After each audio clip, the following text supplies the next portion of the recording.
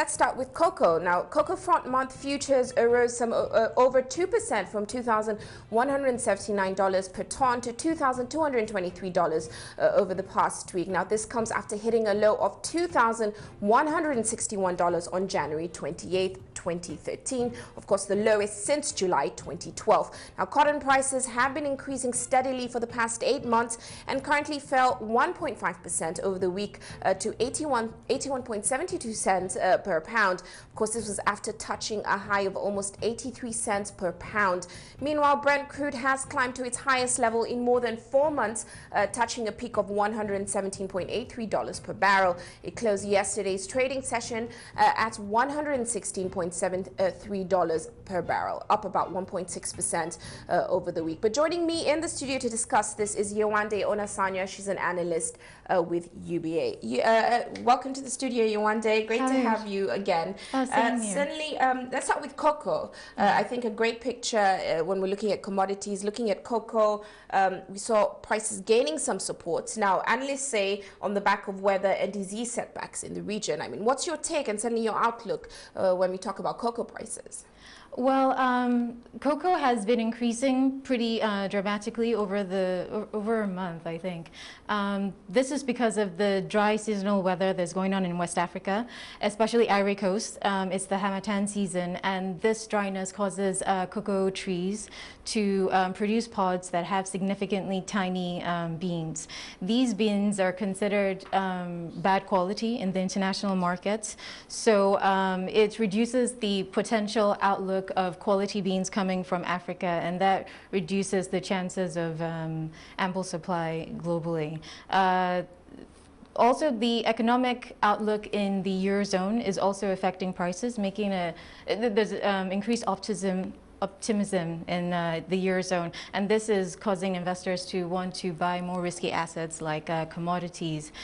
In general, we see cocoa trying to test its initial highs of 2,249, and if it breaks this level, it would probably go up to about 2,300 in the short to medium term. Well, Yewande, I remember last year we were talking about the fact that here in Nigeria, we were expecting cocoa to increase its output by around 20%, but actually, talking to you this morning, you said cocoa production actually fell 20%. What's your outlook when it comes to output? Well, the forecast is that it's going to fall more than 20% this season, and this is because Nigeria saw very heavy rainstorms last year and severe flooding. This is the worst in 50 years. And because of this, there have been a spread of black pod disease, which have really affected the quality of cocoa being produced in Nigeria. And due to this fact, the initial 3,000 tons that was estimated by the government can't be reached, and it's actually done the opposite and falling the outlook of production that we're going to be having. Right, so that's for the 2012-2013 season. Yes, we expect exactly. output to come down. But looking at cotton, I mean, like you said, the improving global picture, bearing well in commodities. Suddenly we're hearing some news in China, some stimulus for the textile industry there. How does this all bode when we look at cotton prices? Well, China initially had supported prices for cotton, which was very beneficial to their cotton farmers, but not so beneficial to those further down the chain, like the textile merchants. So this stimulus package is supposed to address the issues that those further down the line have and increase the margin that they have, which would reduce the chances of cotton being sold outside of the country. This and the global risk on picture that we see is causing cotton prices to increase.